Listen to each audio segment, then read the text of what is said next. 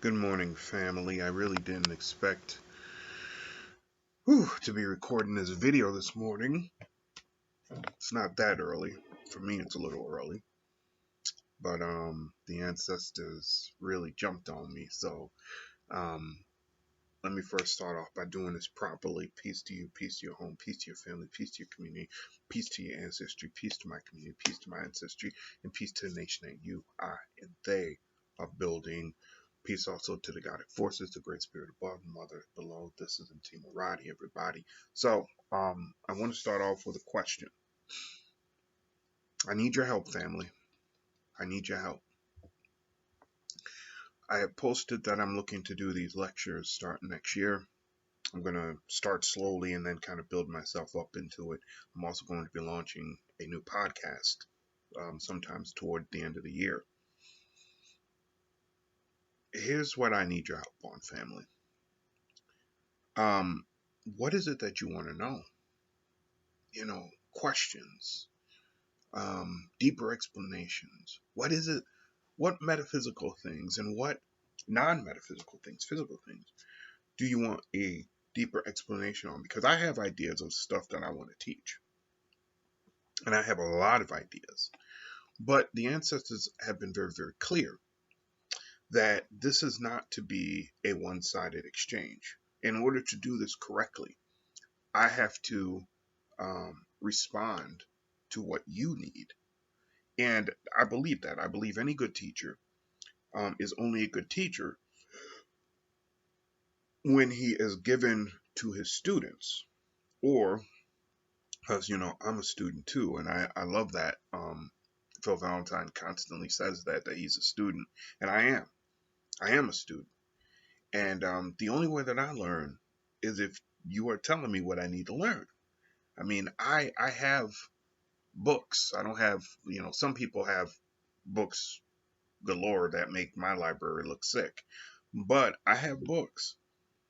But I get lost in what I want to do and forget sometimes what you guys need me to do. So if you have questions like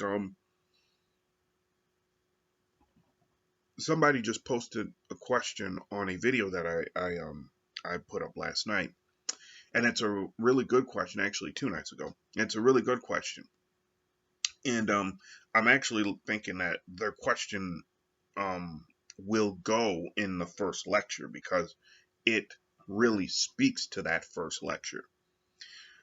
Which I won't tell you what that's going to be about yet. That'll be a surprise. But I think it'll be a good homage to Bobby Hemmitt, Phil Valentine, and the ancestors. I can't wait to do that one. That one's going to be fun. I'm not sure how long it's going to be. I'm aiming for 2.5 to 3 hours. Um, but I have to be certain that I can hold the audience for that long and be able to do it in a way that I feel is whole and succinct. So, moving away from that, the primary reason why I wanted to do this video and why the ancestors pushed me to do this video is because one of the channels that I follow on YouTube is called Security Team 10. And I really like this channel. It's the first real UFO channel that I followed extensively. When I discovered them last year, I went on a bender. And for like 3 days straight, I was just watching videos on the channel. And I mean that. He had powerful, powerful, powerful videos. I watched, in the course of 3 days, I probably watched about 120 videos. And then that led me to watch other videos, which, that was a heck of a week. My brain just like expanded crazily. Anyway, what I like about him is it's not just, excuse me, it's not just about UFOs. His channel is not just about UFOs. And I apologize, family. I literally just woke up like 20 minutes ago. I started doing stuff and then I was listening to his latest video, and the ancestors were just like, you need to get on and go. So here I am. Anyway, he doesn't just cover UFOs, which is what I like about him. He covers all kinds of mysterious phenomenon, which is also why I like him. And so today he posted a video, and I'll put it down in the description. He posted a video titled "Proof Something Big About to Go Down?" question mark. And there's one specific avenue, one specific story that he covered that I want to speak on today. He talked about how, one second, family. Okay, so he talked about how white folks have been experiencing this electrical current as they were going up this one hill. I didn't get the name of the mountain that they were going up, but they were experiencing this electrical current that was so strong it was literally making their hair stand up. And it seemed like at any moment they were going to be struck by lightning. And this kicked me back to Bobby Hemmitt and something that Bobby Hemmitt said way back in the early and mid 90s, where he said, realize that all of this UFO stuff seems to be happening to white people. Now, his reason is not what I'm going to get into here, but the ancestors said something to me years ago. And the older I get and the more of these type of stories that I see, the more I realize what they were actually communicating to me. First and foremost, family, I want to make this very clear. We have to get to a point where we realize that there is another world inside this world. And this is something that I never thought I would be saying. When I first heard about the quote hollow earth theory about 12 years ago, I thought it was the stupidest thing ever. I thought it was the stupidest thing ever. I couldn't imagine it being true. I'm not going to really get into why I now believe it, but I do believe it. And in fact, it's beyond belief. I know it is true. And I found a book, which for the life of me, I would have to go through my collection to see if I could find. But it was called, I think it's called Subterranean Worlds. And in the book, the author talks about old stories that were passed on generation to generation, and which included these people that would come from the middle of the earth to the top surface. And one of the stories that was told was very interesting because it told of two young children who had gotten lost and ended up on the surface of the world. Whereas they said themselves that they came from inside the planet. One of the children didn't like being here and couldn't figure out how to get back and died basically of loneliness. But the other child, I think it was a girl, survived and lived to a pretty decent old age and then died. This was not thought to be a mythology. This was thought to be real life, and it only happened, I think, within the last 400 or 500 years. It's a reality that we have to now realize is true. That the middle of the earth is as inhabited as is up here. And that if you know what you're doing, you can take avenues from the surface of the planet to the inside of the planet and then beyond. Because this planet, and this is something that the ancestors again told me years ago, you have to look at this planet as a knot. As a knot. There's tons of energy, and this is what makes Earth so spectacular. Most planets don't have this. There is a lot of energy fields that cross patterns here and form this intricate, delicate web, ain't really that delicate, of energy passages. You literally, from the inside of the planet, you have millions of passages that go to various different worlds.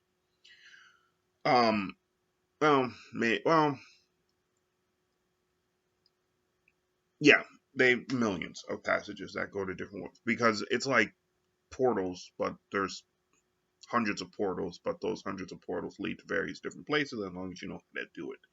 Anyway, so this is something that I never thought that I would be discussing. But indeed, it is the truth. Now, the second thing they told me years ago I actually, when I moved from my hometown to another town, um, they told me, and this was very early in my, experiences in that new town. They told me that, and they actually, I remember looking at some old pictures of white folks, getting ready to lynch or in the process of lynching a black person, and they said, look at the pictures. Look at the pictures. Shield yourself away from what's happening to the black guy. Look at the picture of the people who are lynching him, and actually look at him. And they marked, and at the more I looked at him, because it took me a while, because black person, you go automatically to the person who's getting tortured. But it took me a little bit, and I looked at him and I said, wow, these people almost look animalistic. And I go, look very close at them. And I did.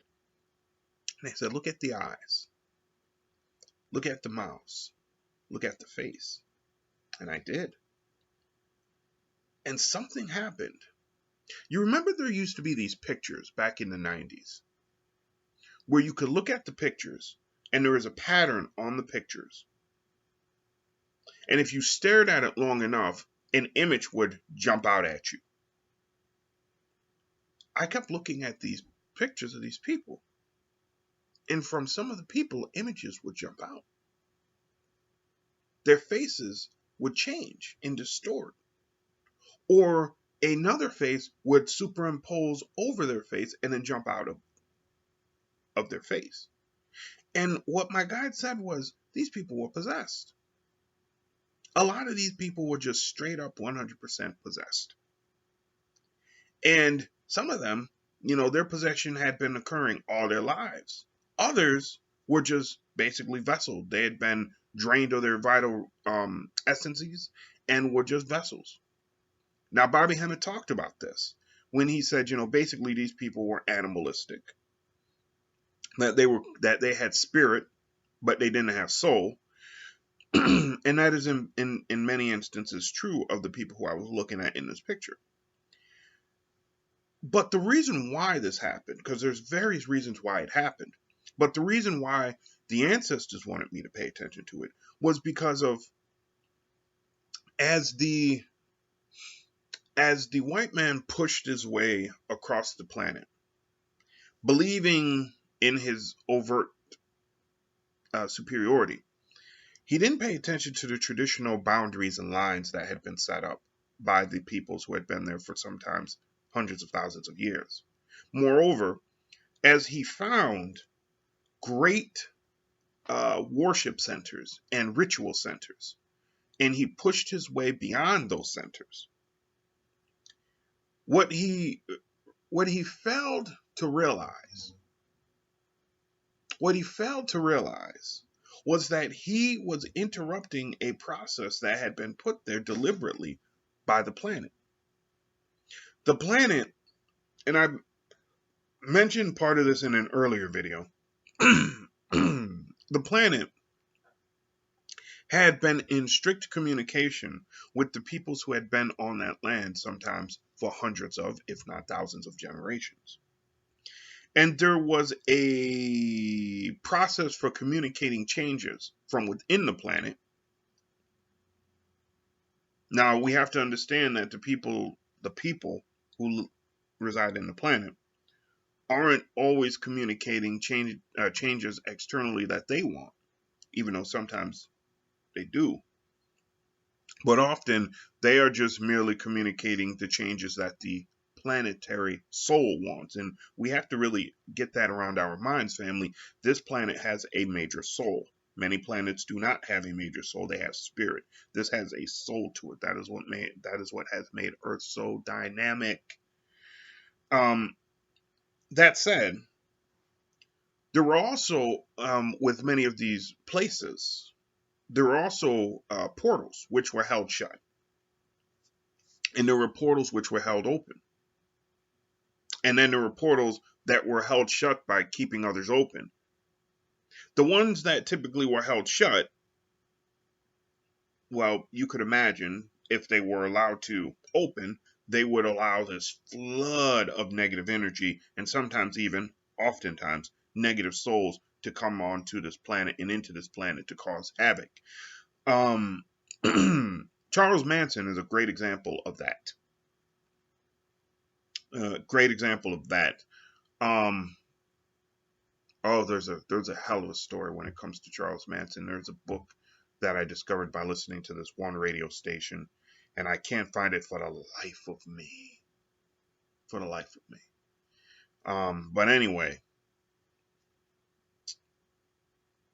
Charles Manson was part of this project that had gone wrong after integrating, or integration had given over to white people numerous worship and holy sites that they hadn't had access to before. And as they started playing around with those holy sites, after they got rid of the people who were originally looking over those holy sites, we won't talk about how they got rid of those people. You know how they got rid of those people. Most of them they just killed. They didn't know what they were playing with. And, well, yeah.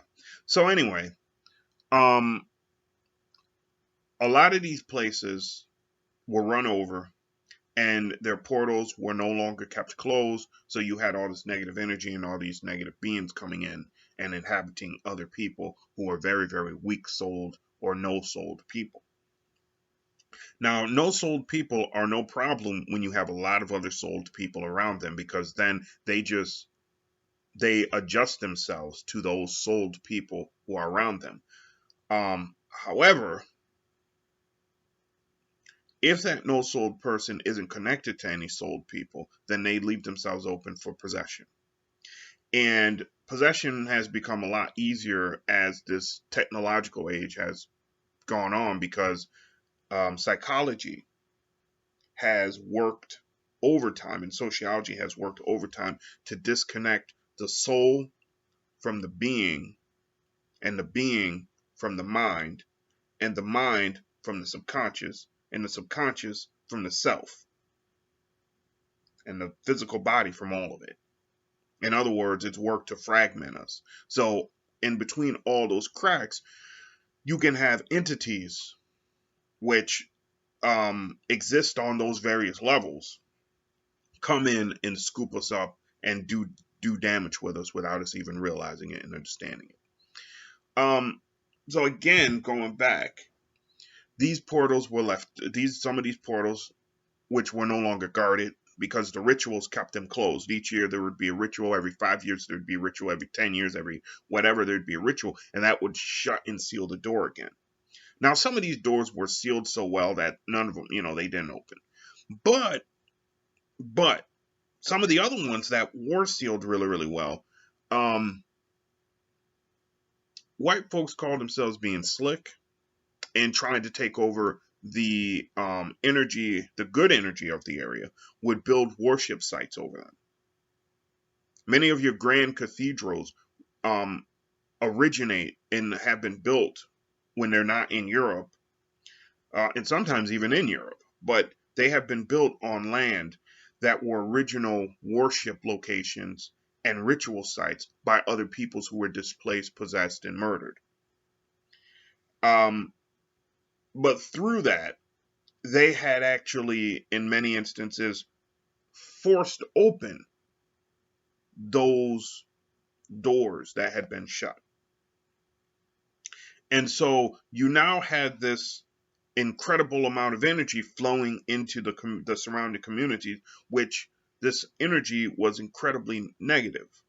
And so this is why presently, well, there's two reasons really, but this is one of the reasons why you have a lot of negative activities going on around the churches, these big, large churches, because you actually have doorways to negative energy, negative beings opened, which aren't being closed because they can't do the rituals to close them. And why can't they do the rituals? Because the rituals are timed, one, and they don't believe in the timetable that needs to be adhered to do the rituals. Two, they are based on that concept of belief, which I hate that word because it tends to make you think of imagination and unrealisms and untruths. This stuff is true. But also 3, it's tied to genetics. It's tied to genetics. It's a way that the Most High, the creators, put it's the way that they organize this great humanity, this great family of humanity, to make us need each other. So they tied specific rituals and specific gateways to specific genealogies. And some of those genealogies have been completely erased. The great thing about Black people, and this needs to be very, very, very much understood, is we have what it takes in our genetics, in this wonderful melanin skin, to re-impress those genetic energies onto the planet. In other words, from within us, we can essentially mimic and then recreate the genealogies that have been lost, so we could do those specific rituals needed to open and close specific doorways. Bobby Hemmitt actually somewhat kind of talked about this when he talked about the rituals that he did. I don't know if he even realized that he was able to do some of these rituals because he's Black and because we have all of the genetic material of this planet in our veins and in our arteries and in our blood and in our genetics. So, what's happening? Why are these people feeling this incredible energy on themselves as they're climbing up and down these mountains? The planet, and I've mentioned this somewhat before, the planet is going through massive destabilization because it cannot communicate with its primary peoples, with its primary members anymore. And so it is going through every channel that it can to try to encourage those people of the genetic strands. How can I put this? The people who are genetically capable. They're genetically capable of influencing her and communicating with her, and that's the planet and its soul. So what is happening with these white folks is they are coming across sacred turf and sacred territory, which in and of itself is often blasting out energies into the cosmos. The planet itself, we are presently in a period of time, and I just came across a video by Lisa Cabrera where she's talking about the black moon, the black full, not black, I think it's the black full moon. It's either the black full moon or the black new moon coming up at the end of July. That energy is important, family. That energy is important, and we actually should be, as Black people, we need to be keeping track of the moons, because that energy impacts us a lot, as well as does the sun. I'm not disclaiming any of that, but the moon impacts us a lot because we are a water people, and the moon impacts water. So we need to be keeping our eye on that. But so on this specific hill, there is obviously worship sites that the Native Americans used to utilize. And I would probably, the way the vision that I'm given is that they used to literally work around the tip of the mountain.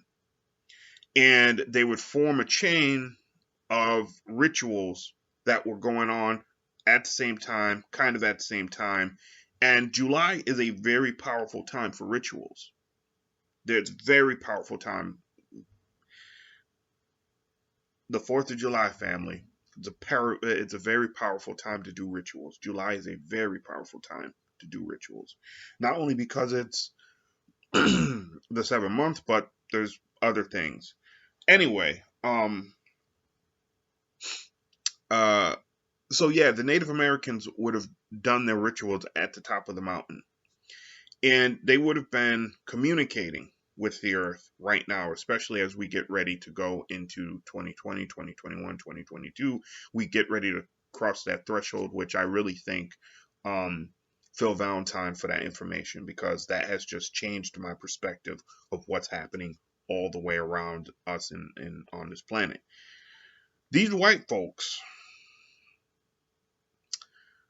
who are attracted to energy